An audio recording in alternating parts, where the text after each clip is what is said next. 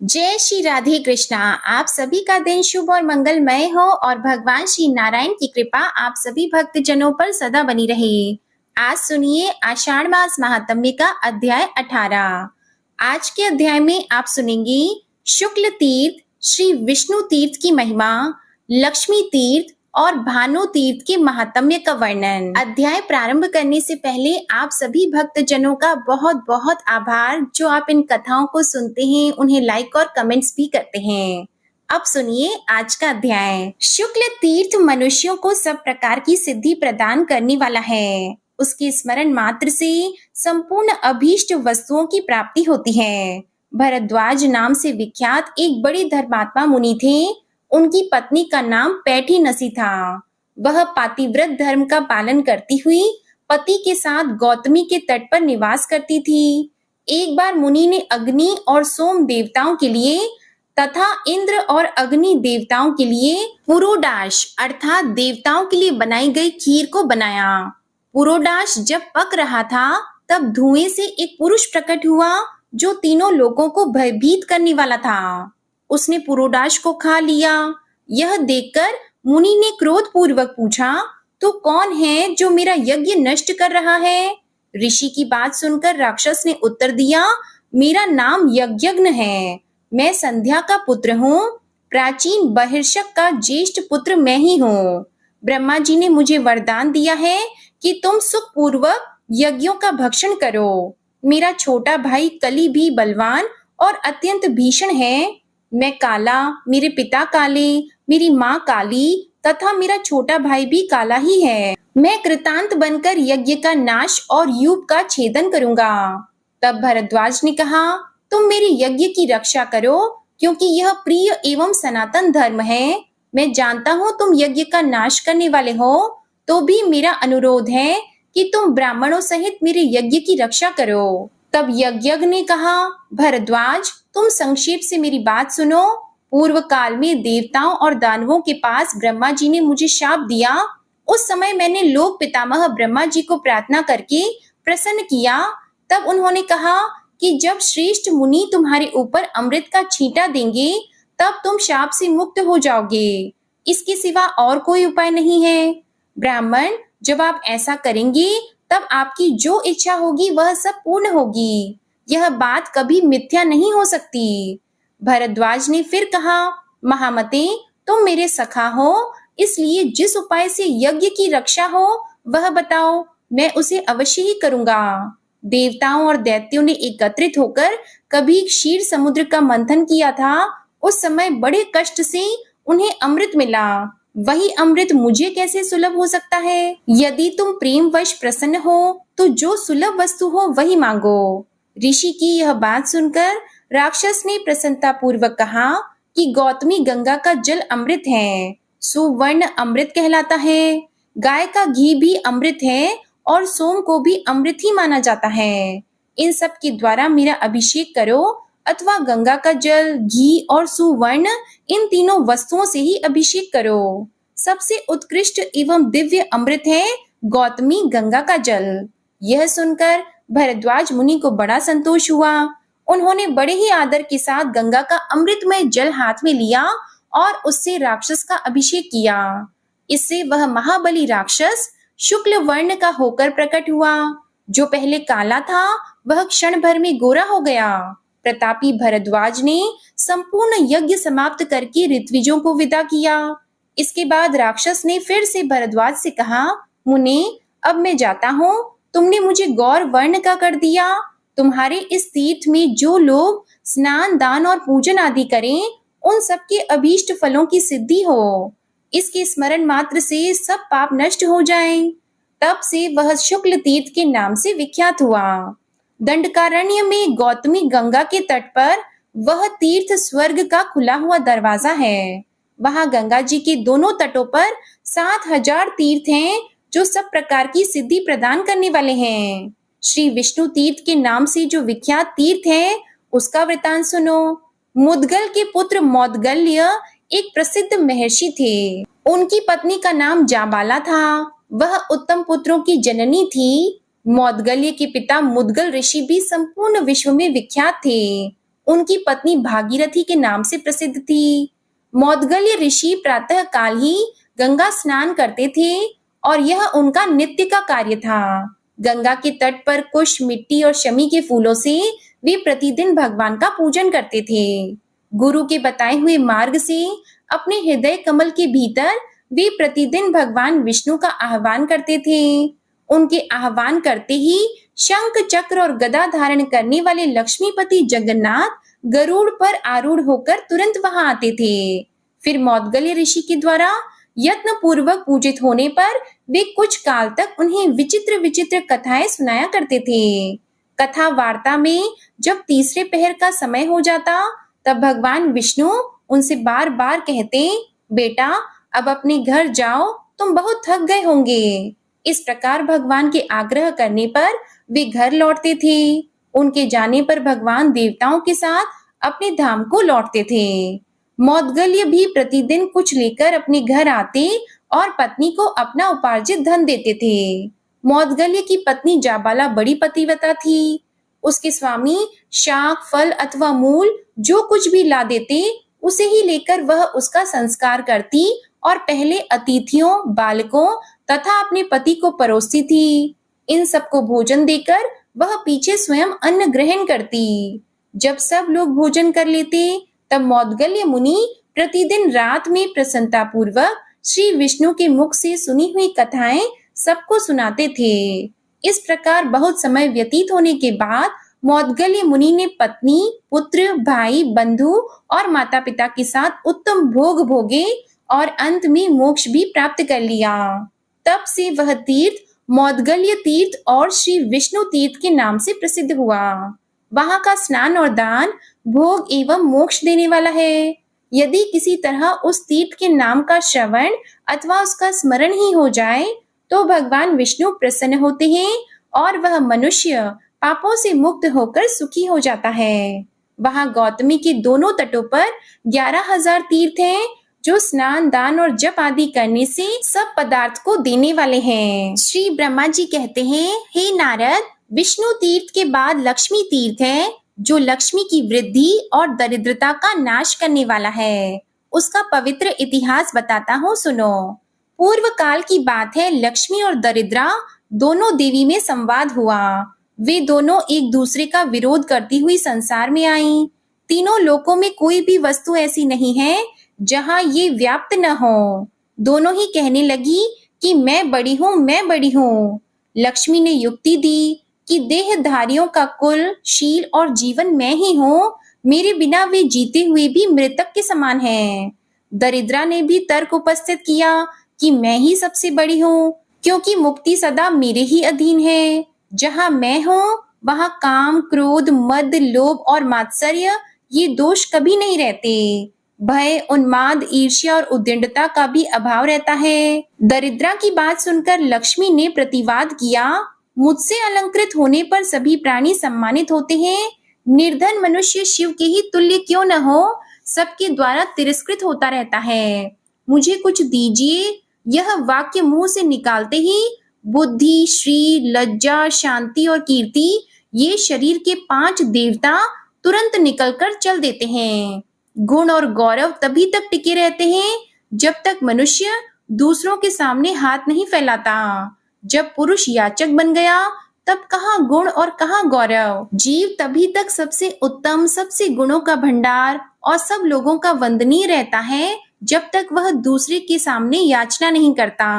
प्राणियों के लिए निर्धनता सबसे बड़ा कष्ट और पाप है, क्योंकि निर्धन मनुष्य को न तो कोई आदर देता है, न उससे बात करता है, न ही उसका स्पर्श करता है।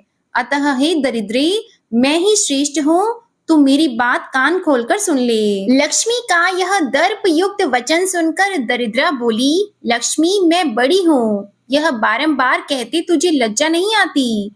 तू श्रेष्ठ पुरुषों को छोड़कर सदा पापियों में ही रमती रहती है। जो तेरा विश्वास करता है उसके साथ तू वंचना करती है। फिर बड़ी बड़ी डींगे कैसे हाँक रही है? तेरे मिलने पर मनुष्य को जैसा भारी पश्चाताप सहना पड़ता है वैसा उसे सुख नहीं मिलता। मदिरा पीने से भी पुरुष को वैसा भयंकर नशा नहीं होता जैसा तेरे पास रहने मात्र से विद्वानों को भी हो जाता है। लक्ष्मी, तू सदा प्रायः पापियों के साथ ही क्रीड़ा करती है।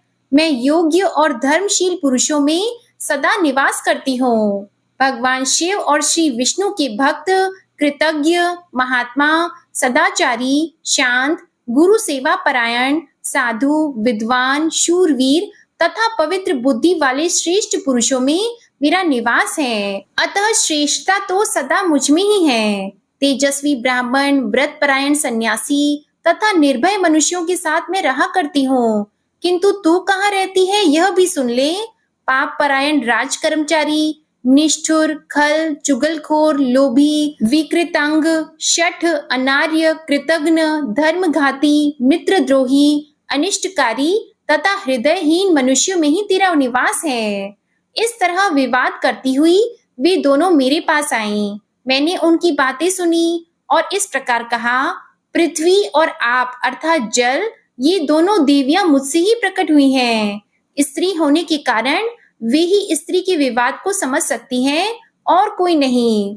उनमें भी जो कमंडलू से प्रकट होने वाली नदियां हैं, वे श्रेष्ठ हैं। उन सरिताओं में भी गौतमी देवी तो सर्वश्रेष्ठ हैं। अतः वे ही तुम्हारे विवाद का निर्णय करेंगी। वे ही सबकी पीड़ाओं को हरने वाली तथा सबके संदेह का निवारण करने वाली हैं। मेरे कहने से वे दोनों पृथ्वी और जल के पास गईं और उन सबको साथ लेकर गौतमी देवी के पास पहुंची। भूदेवी और आपो देवी ने गौतमी से लक्ष्मी और दरिद्रा का विवाद स्पष्ट रूप से कह सुनाया। उन दोनों के विवाद को समस्त लोकपाल, पृथ्वी और जल ये मध्यस्थ की भांति सुन रहे थे। उस समय गंगा ने दरिद्रा से कहा, ब्रह्मर्षि, तपश्री, यज्ञश्री, कीर्ति, धन श्री, यश श्री, विद्या, प्रज्ञा, अहम शक्ति, सिद्धि, तुष्टि, पुष्टि, स्मृति, लज्जा, शांति, रात्रि, शुद्धि, श्रुति, द्युलोक, ज्योत्सना, आशीह, स्वस्ति, व्याप्ति, माया, उषा, शिवा आदि जो कुछ भी संसार में विद्यमान है, वह सब लक्ष्मी के द्वारा व्याप्त है। ब्राह्मण, धीर, क्षमावान, साधु, विद्वान, भोग परायण तथा मोक्ष परायण पुरुषों में जो जो रमणीय अथवा सुंदर है, वह सब लक्ष्मी का ही विस्तार है। अधिक सुनने से क्या लाभ, समस्त जगत लक्ष्मीमय ही है। जिस किसी व्यक्ति में जो कुछ भी उत्कृष्ट वस्तु दिखाई देती है, वह सब लक्ष्मीमय है।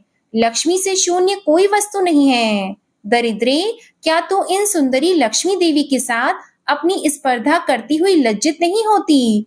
जा, चली जा यहाँ से। तब से गंगा का जल दरिद्रा का शत्रु हो गया। तभी तक दरिद्रता का कष्ट उठाना पड़ता है जब तक गंगा जी का सेवन न किया जाए। तब से लक्ष्मी तीर्थ अलक्ष्मी नाशक हो गया। वहां स्नान और दान करने से मनुष्य लक्ष्मीवान तथा पुण्यवान होता है।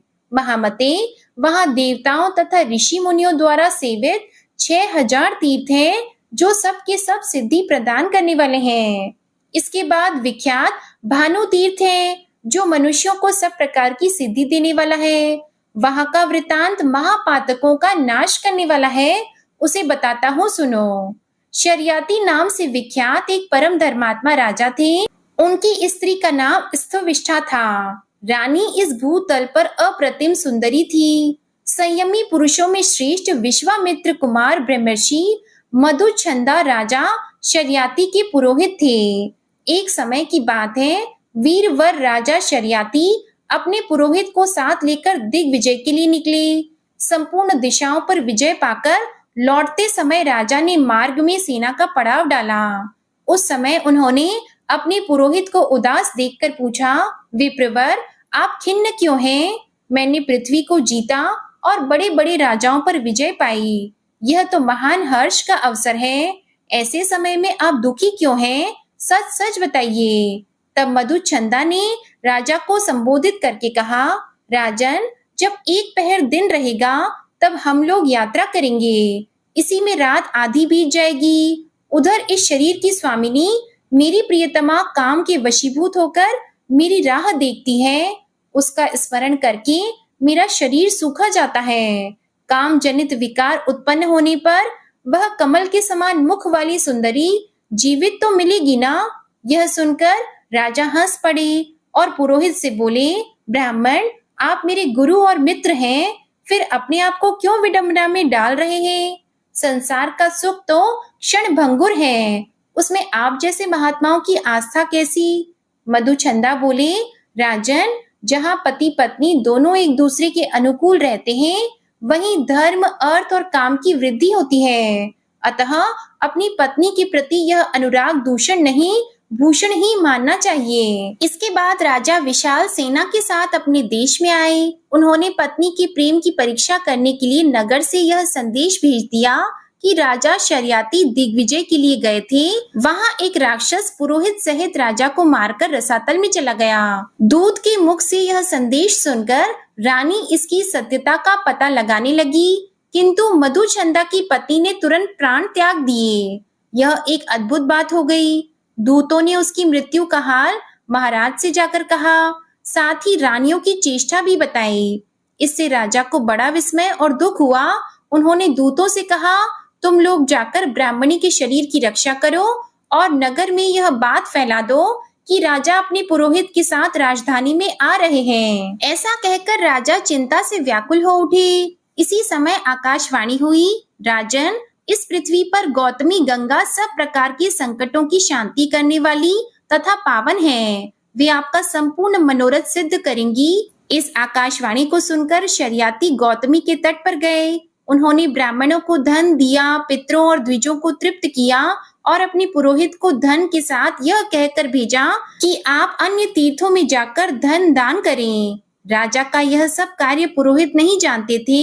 उनके चले जाने पर राजा ने सेना को भी भेज दिया और स्वयं अकेले ही गंगा के तट पर रह गए।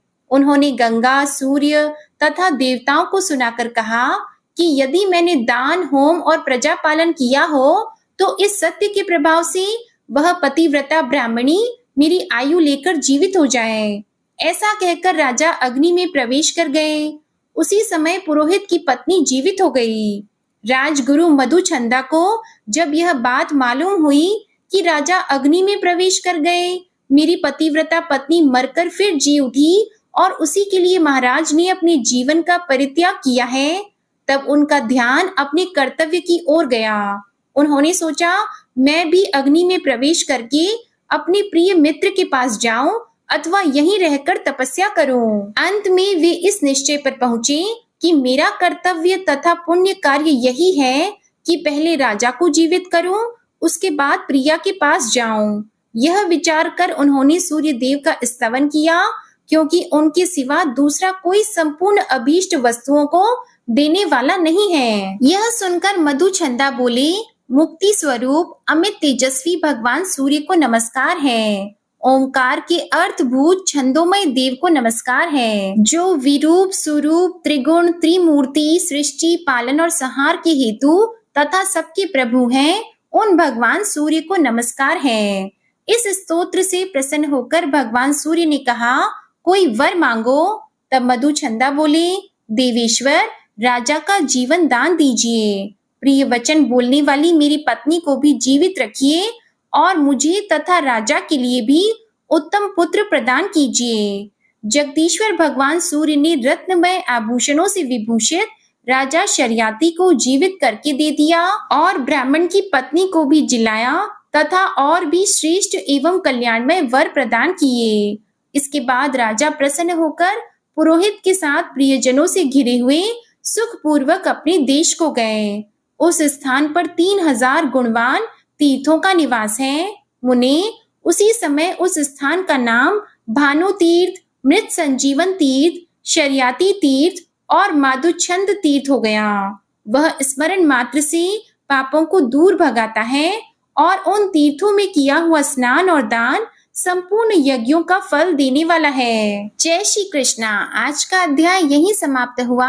अन्य तीर्थों का वर्णन आप अगले अध्याय में सुनिएगा। प्रिय भक्त जनों, आइए अब आपको सुनाते हैं भगवान जगन्नाथ जी की कथा। बहुत समय पहले की बात है।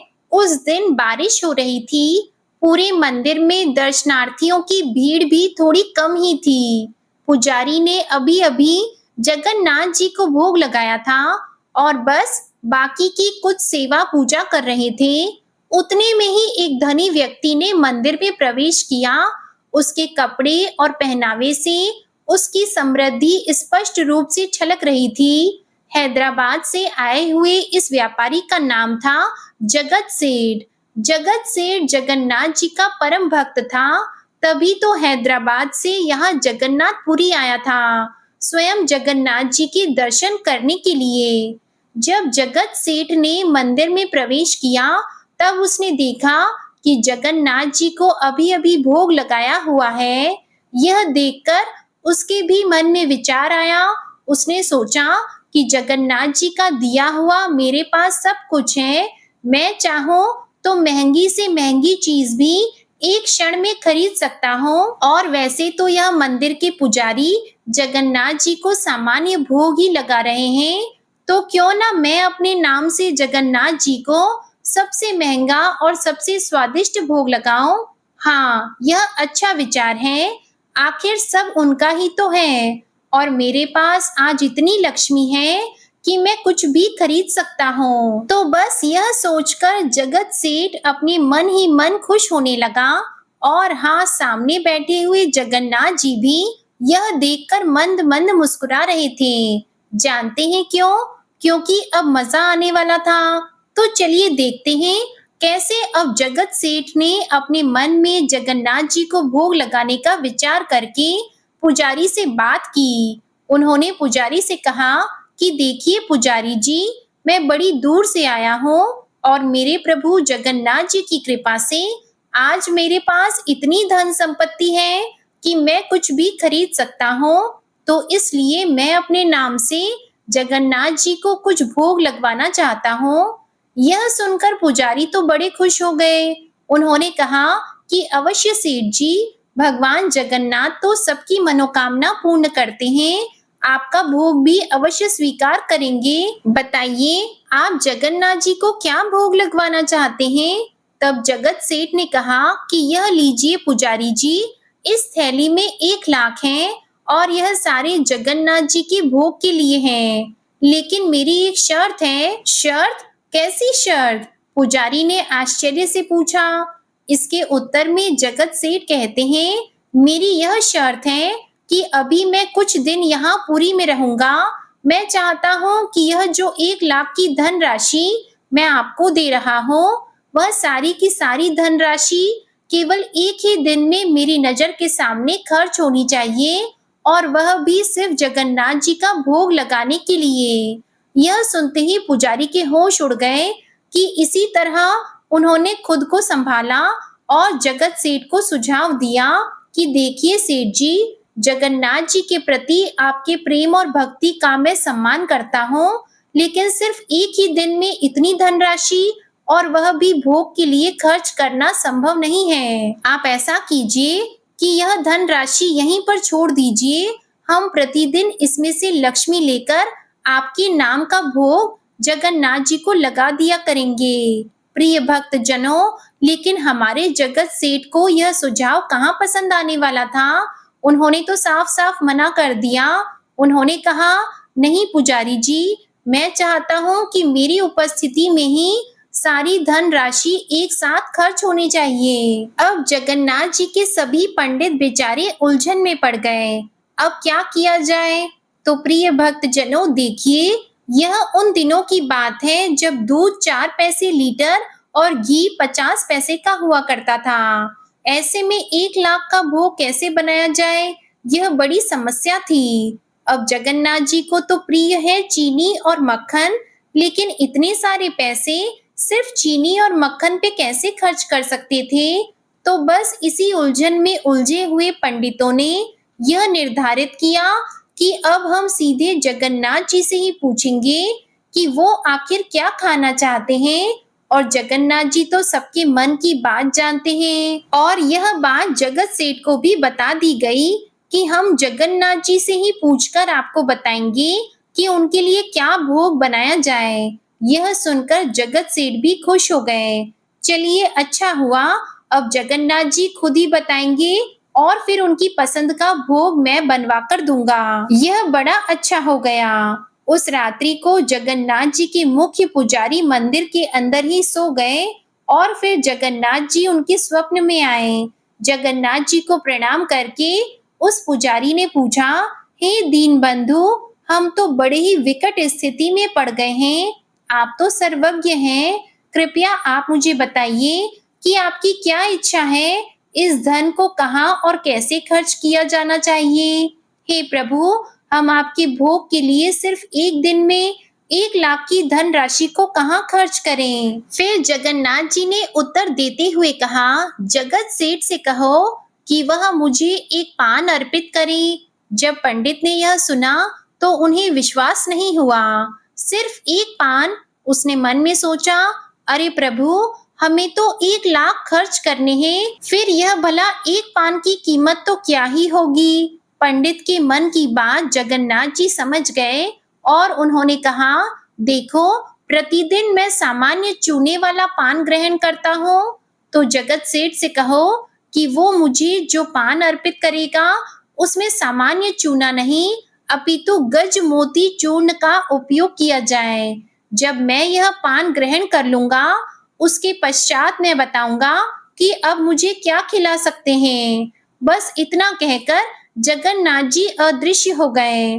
प्रिय भक्त जनों, आपको यह जानकर बड़ा ही आश्चर्य होगा कि गज मोती अत्यंत दुर्लभ मोती माना जाता है, जो कि हजारों में से किसी एक हाथी के मस्तक में पाया जाता है। अब ऐसी दुर्लभ चीज कहाँ मिलेगी? खैर, जहाँ भी मिले, यह देखना तो जगत सेठ का काम है। यही सोचकर मुख्य पुजारी उसी समय जगत सेठ के पास पहुंच गए और उन्हें अपने स्वप्न की सारी बातें बता दी। यह बात सुनकर जगत सेठ तो अत्यंत चिंतित हो गए। वे सोचने लगे, अच्छा, जगन्नाथ जी को गज मोती वाला पान चाहिए, अब वो मुझे कहाँ से मिलेगा? प्रत्येक हाथी के पास तो ये होता नहीं है, हजारों में से किसी एक के पास ही होता है, तो फिर मैं कैसे ला पाऊंगा यह गज मोती वाला चूर्ण? इस प्रकार विचार करते हुए जगत सेठ के चेहरे पर बल पड़ने लगे। उन्हें कुछ समझ नहीं आ रहा था और फिर थोड़ी देर में अचानक उनके मन में एक विचार आया। चेहरे की लकीरें सीधी हो गई और आंखों में आंसू आ गए, और क्यों ना आते, उन्हें अपनी भूल समझ में आ गई थी। वे अपने मन में ही सोचने लगे, अरे मैं कितना मूर्ख और पतित हूँ, मेरे प्रभु के साथ मैंने यह कैसा अपराध कर दिया। मैं कितनी गर्व के साथ भगवान को भोग लगाने के लिए आया था, लेकिन मैं तो भूल ही गया कि वे तो संपूर्ण भौतिक और आध्यात्मिक दोनों सृष्टि के स्वामी हैं। उन्हें मैं क्या ही अर्पित कर सकता हूँ? मुझे अपने धन का घमंड था, लेकिन वास्तव में मैं तो इतना गरीब हूँ कि उन्हें एक पान भी नहीं खिला सकता। बस यही सोचते हुए जगत सेठ की आंखों से अश्रुधारा प्रवाहित होने लगी। उन्होंने उसी क्षण अपने राजसी पोशाक उतारकर एक अत्यंत सामान्य वस्त्र पहने, अपनी पगड़ी उतारी, समस्त अभिमान का त्याग करके एक थैली में 1 लाख रुपए रखे और उस थैली को भगवान की रत्न वेदी पर रख दिया और फिर जगन्नाथ जी से प्रार्थना करते हुए कहने लगे, हे प्रभु, मैं अत्यंत घमंड के साथ आपको 1 लाख का भोग लगवाने के लिए आपके पास आया था, लेकिन मैं तो आपको एक सामान्य पान भी अर्पित नहीं कर पाया। हे प्रभु, मुझे क्षमा कीजिए, आपने मेरे घमंड को चूर चूर कर दिया, मुझे क्षमा कीजिए।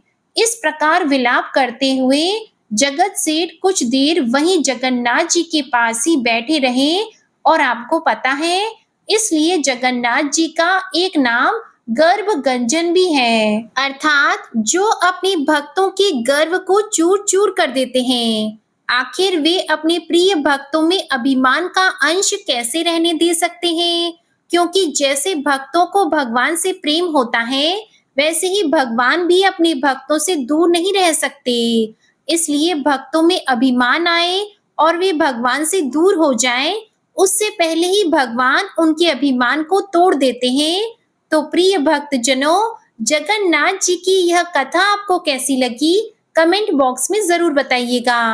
प्रिय भक्त जनों, प्रेम से बोलिए भगवान जगन्नाथ जी की जय। प्रिय भक्त जनों, अब सच्चे मन से भगवान श्री हरि विष्णु जी का ध्यान करके इस परम कल्याणकारी स्तोत्र का पाठ करते हैं। जय श्री हरि विष्णु। शुक जी ने कहा कि बुद्धि के अनुसार पिछले अध्याय में वर्णन किए गए रीति से अपने मन को नियंत्रित कर और हृदय को स्थिर करके गजेंद्र अपने पिछले जन्म में याद किए गए सर्वोच्च कार्य और बार बार जाप किए जाने वाले स्तोत्र का जाप करने लगा।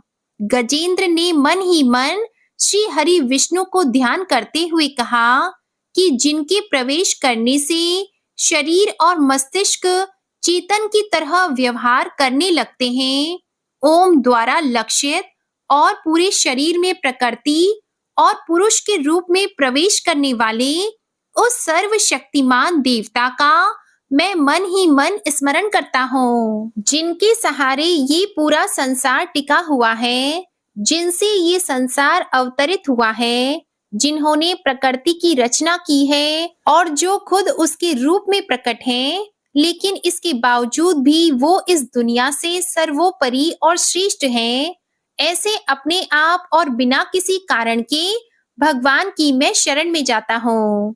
अपने संकल्प शक्ति के बल पर अपने ही स्वरूप में रचित और सृष्टि काल में प्रकट एवं प्रलय में अप्रकट रहने वाले इस शास्त्र प्रसिद्धि प्राप्त कार्य कारण रूपी संसार को जो बिना कुंठित दृष्टि के साक्ष्य रूप में देखते रहने पर भी लिप्त नहीं होते, चक्षु आदि प्रकाशकों के परम प्रकाशक प्रभु आप मेरी रक्षा करें। बीतते गए समय के साथ तीनों लोकों और ब्रह्म आदि लोकपालों के पंचभूत में प्रवेश कर जाने पर और पंचभूतों से लेकर महत्वपूर्ण सभी कार्यों के उनकी परम करुणा स्वरूप प्रकृति में मग्न हो जाने पर उस समय दुर्गे और घोर अंधकार रूपेण प्रकृति से ही बच रही थी। उस अंधकार से परे अपने परम धाम में जो सर्वव्यापी भगवान सभी दिशाओं में प्रकाशित होते रहते हैं, वो भगवान मेरी रक्षा करें। विभिन्न नाट्य रूपों में अभिनय करने वाले और उस अभिनेता के वास्तविक स्वरूप को जिस प्रकार से साधारण लोग भी नहीं पहचान पाते, उसी तरह से सत्व प्रधान देवता और महर्षि भी जिनके स्वरूप को नहीं जान पाते, ऐसे में कोई साधारण प्राणी उनका वर्णन कैसे कर सकता है। ऐसे दुर्गम चरित्र वाले भगवान मेरी रक्षा करें। अनेकों शक्ति से मुक्त सभी प्राणियों को आत्म बुद्धि प्रदान करने वाले, सबके बिना कारण हित और अतिशय साधु स्वभाव ऋषि मुनि जन, जिनके परम स्वरूप को देखने की इच्छा के साथ वन में रहकर अखंड ब्रह्मचार्य तमाम अलौकिक व्रतों को नियमों के अनुसार पालन करते हैं, ऐसे प्रभु ही मेरी गति है। वह जिनका हमारी तरह ना तो जन्म होता है और ना जिनका अहंकार में कोई भी काम नहीं होता, जिनके निर्गुण रूप का ना कोई नाम है और ना कोई रूप है, इसके बावजूद भी वह समय के साथ इस संसार की सृष्टि और प्रलय के लिए अपनी इच्छा से अपने जन्म को स्वीकार करते हैं। उस अनंत शक्ति वाले परम ब्रह्मा परमेश्वर को मेरा नमस्कार है। प्राकृत आकार रहित और अनेक रूप वाले अद्भुत भगवान को मेरा बार बार नमस्कार है। स्वयं प्रकाशित सभी साक्ष्य परमेश्वर को मेरा शत शत नमन है। वैसे देव जो मन वाणी और चित्त वृत्तियों से परे हैं, उन्हें मेरा बारंबार नमस्कार है। विवेक से परिपूर्ण पुरुष के द्वारा सभी सत्व गुणों से परिपूर्ण निवृत्ति धर्म के आचरण से मिलने वाले योग्य मोक्ष सुख की अनुभूति रूपी भगवान को मेरा नमस्कार है। सभी गुणों के स्वीकार शांत रजोगुण को स्वीकार करके अत्यंत और तमोगुण को अपनाकर मूड से जाने जाने वाले बिना भेद के और हमेशा सद्भाव से ज्ञान धनी प्रभु को मेरा नमस्कार है। शरीर के इंद्रिय के समुदाय रूप सभी पिंडों के ज्ञाता, सभी के स्वामी और साक्षी स्वरूप देव आपको मेरा नमस्कार है। सभी के अंतर्यामी, प्रकृति के परम कारण, लेकिन स्वयं बिना कारण भगवान को मेरा शत शत नमस्कार है।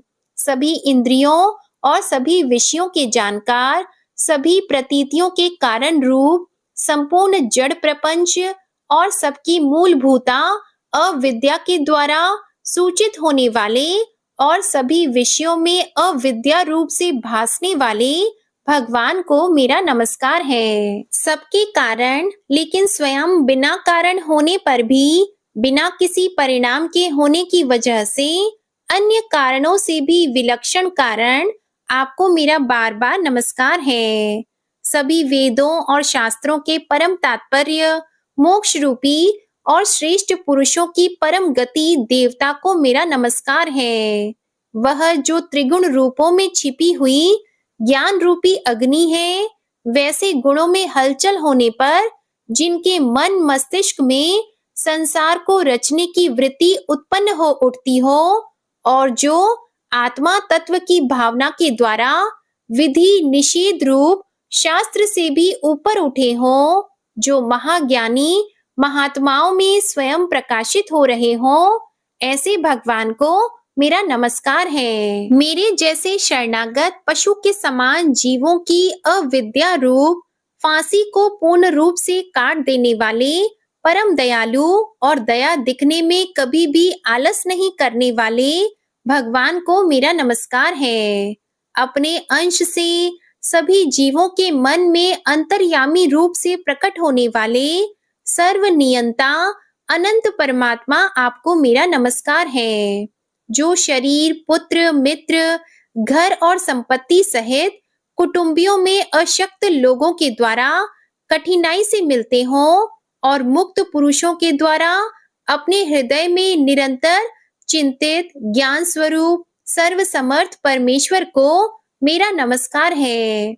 वह जिन्हें धर्म, अभिलषित भोग, धन और मोक्ष की कामना से मनन करके लोग अपनी मनचाही इच्छा पूर्ण कर लेते हैं, अपितु जिन्हें विभिन्न प्रकार के अयाचित भोग और अविनाशी पार्षद शरीर भी देते हैं, वैसे अत्यंत दयालु प्रभु मुझे इस प्रकार के विपदा से हमेशा के लिए बाहर निकालें। वह जिनके एक से अधिक भक्त हैं, जो मुख्य रूप से एकमात्र उसी भगवान की शरण में हैं, जो धर्म, अर्थ आदि किसी भी पदार्थ की अभिलाषा नहीं रखते हैं, जो केवल उन्हीं के परम मंगलमय एवं अत्यंत विलक्षण चरित्र का गुणगान करते हुए उनके आनंदमय समुद्र में गोती लगाते रहते हैं, उन अविनाशी, सर्वव्यापी, सर्वमान्य ब्रह्म आदि के भी नियामक अभक्तों के लिए भी हमेशा प्रकट होने वाले, भक्ति योग द्वारा प्राप्त, अत्यंत निकट होने पर भी माया के कारण अत्यंत दूर महसूस होने वाले, इंद्रियों के द्वारा अगम्य और अत्यंत दुर्विज्ञेय, अंतर्रहित लेकिन सभी के आधिकारक और सभी तरफ से परिपूर्ण उस भगवान की मैं स्तुति करता हूँ। वो जो ब्रह्मा सहित सभी देवता, चारों वेद, समस्त चर और अचर जीव के नाम और आकृति भेद से, जिनके अत्यंत क्षुद्र अंशों से रचित हैं, जिस तरह से जलती हुई अग्नि की लपटें और सूरज की किरणें हर बार निकलती हैं और फिर से अपने कारण में लीन हो जाती है, उसी प्रकार बुद्धि, मस्तिष्क, इंद्रियां और नाना योनियों के शरीर, जिन सभी गुणों से प्राप्त शरीर जो स्वयं प्रकाश परमात्मा से अवतरित होकर फिर से उन्हीं में लीन हो जाता है। वह भगवान जो ना तो देवता है, ना असुर, ना मनुष्य और ना ही मनुष्य से नीचे किसी अन्य योनि के प्राणी, ना ही वो स्त्री है, ना पुरुष और ना ही नपुंसक और ना ही वो कोई ऐसे जीव हैं जिनका इन तीनों ही श्रेणी में समावेश है। वो ना तो गुण है, ना कर्म है, वो ना ही कार्य है और ना ही कारण। इन सभी योनियों का निषेध होने पर जो बचता है वही उनका असली रूप है। ऐसे प्रभु मेरा उत्थान करने के लिए प्रकट हो। अब मैं इस मगरमच्छ के चंगुल से आजाद होने के बाद जीवित नहीं रहना चाहता। इसकी वजह यह है कि मैं सभी तरफ से अज्ञानता से ढके इस हाथी के शरीर का क्या करूं? मैं आत्मा के प्रकाश से ढक देने वाले अज्ञानता से युक्त इस हाथी के शरीर से मुक्त होना चाहता हूँ, जिसका काल क्रम से अपने नाश नहीं होता, बल्कि ईश्वर की दया और ज्ञान से उदय हो पाता है। इस प्रकार से मोक्ष के लिए लालायित संसार के रचयिता स्वयं संसार के रूप में प्रकट, लेकिन संसार से परे, संसार में एक खिलौने की तरह खेलने वाले, संसार में आत्म रूप से व्याप्त, अजन्मा, सर्वव्यापी एवं प्राप्य वस्तुओं में सर्वश्रेष्ठ श्री हरि का केवल स्मरण करता हूँ और उनकी शरण में जाता हूँ। वह जिन्होंने भगवत शक्ति रूपी योग के द्वारा कर्मों को जला डाला है, जिन्हें समस्त योगी ऋषि अपने योग के द्वारा अपनी शुद्ध हृदय में प्रकट देखते हैं, उन योगेश्वर भगवान को मेरा नमस्कार है। वह जिनके तिगुणे शक्तियों का राग, रूप, वेग और असहाय है, जो सभी इंद्रियों के विषय रूप में मौजूद हैं, वह जिनकी इंद्रियां समस्त विषयों में ही बसी रहती हैं, ऐसे लोग जिनको मार्ग मिलना भी असंभव नहीं है, वैसे शरणागत एवं अपार शक्तिशाली वाले भगवान आपको मेरा नमस्कार है। वह जिनकी अविद्या नाम के शक्ति के कार्य रूप से ढके हुए हैं, वह जिनके रूप को जीव समझ नहीं पाते, ऐसे अपार महिमा वाले भगवान की मैं शरण लेता हूँ। श्री शुकदेव जी कहते हैं कि वह जिसने पूर्व प्रकार से भगवान के भेद रहित सभी निराकार रूप का वर्णन किया था, उस गजराज के करीब जब ब्रह्मा जी साथ में अन्य कोई देवता नहीं आए, जो अपने विभिन्न प्रकार के विशेष विग्रह को ही अपना रूप मानते हैं, ऐसे में साक्षात विष्णु जी, जो सभी के आत्मा होने के कारण सभी देवताओं के रूप हैं, तब वहां प्रकट हुए। गजराज को इस प्रकार से दुखी देखकर और उसके पढ़े गए स्तुति को सुनकर चक्रधारी प्रभु इच्छा अनुसार वेग वाले गरुड़ की पीठ पर सवार होकर सभी देवों के साथ उस स्थान पर पहुंचे जहां वह गज था। सरोवर के अंदर महाबलशाली मगरमच्छ द्वारा जकड़े और दुखी उस हाथी ने आसमान में गरुड़ की पीठ पर बैठे और हाथों में चक्र लिए भगवान विष्णु को आते हुए जब देखा, तो वह अपनी सूंड में पहले से ही उनकी पूजा के लिए रखे कमल के फूल को श्री हरि पर बरसाते हुए कहने लगा, सर्व पूज्य भगवान श्री हरि, आपको मेरा प्रणाम। सर्व पूज्य भगवान श्री हरि, आपको मेरा नमस्कार। लाचार हाथी को देखकर श्री हरि विष्णु गरुड़ से नीचे उतरकर सरोवर में उतर आए और बेहद दुखी होकर ग्राह सहित उस गज को तुरंत ही सरोवर से बाहर निकाल आए और देखते ही देखते अपने चक्र से मगरमच्छ के गर्दन को काट दिए और हाथी को उस पीड़ा से बाहर निकाल लिया। प्रिय भक्तजनों, इस प्रकार गजेंद्र मोक्ष स्तोत्र संपूर्ण हुआ। प्रेम से बोलिए भगवान श्री हरि विष्णु जी की जय। जय माता लक्ष्मी जी, जय हो नारायण भगवान की। बंशी शोभित कर मधुर, नील जलद तन श्याम, अरुण अधर जनुबिंब फल, नयन कमल अभिराम। पूर्ण इंद्र अरविंद मुख, पीतांबर शुभ साज, जय मनमोहन मदन छवि, कृष्ण चंद्र महाराज। जय यदुनंदन जय जगवंदन, जय वसुदेव देवकी नंदन, जय यशोदा सुत नंद दुलारे, जय प्रभु भक्तन के दृग तारे। जय नट नागर नाग नथैया, कृष्ण कन्हैया धेनु चरैया। पुनि नख पर प्रभु गिरिवर धारो, आओ दीनन कष्ट निवारो। वंशी मधुर अधर धरि टेरो, होवे पूर्ण विनय यह मेरो। आओ हरि पुनि माखन चाखो, आज लाज भारत की राखो। गोल कपोल चिबुक अरुणारी, मृदु मुस्कान मोहिनी डारी। राजित राजीव नयन विशाला, मोर मुकुट वैजंती माला। कुंडल श्रवण पीत पट आछी, कटी किंकिणी कांचनि काछी। नील जलज सुंदर तनु सोहे, छवि लखी सुर नर मुनि मन मोहे। मस्तक तिलक अलक घुंघराले, आओ कृष्ण बांसुरी वाले। करि पय पान पुत नहीं तारियो, अका बका का सुर मारियो। मधुवन जलत अगिन तब ज्वाला, भय शीतल लखतहि नंद लाला। सुरपति जब ब्रज चढ़्यो साई, मूसर धार वारी वर्षाई। लगत लगत व्रज चहन बहायो, गोवर्धन नख धारी बचायो। लखी यशोदा मन भ्रम अधिकाई, मुख मंद 14 भुवन दिखाई। दुष्ट कंस अति उधम मचायो, कोटि कमल जब फूल मंगायो। नाथी कली यहीं तब तुम लीन है, चरण चिन्ह दे निर्भय कीन है।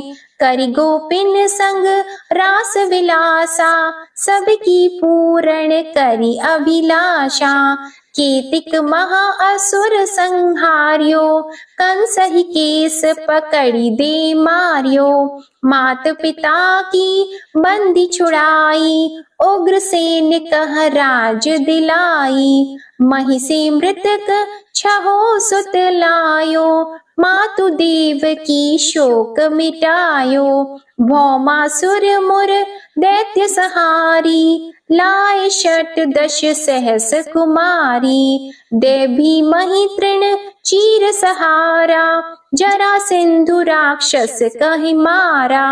असुर बकासुर आदिक मारियो, भक्तन के तब कष्ट निवार्यो।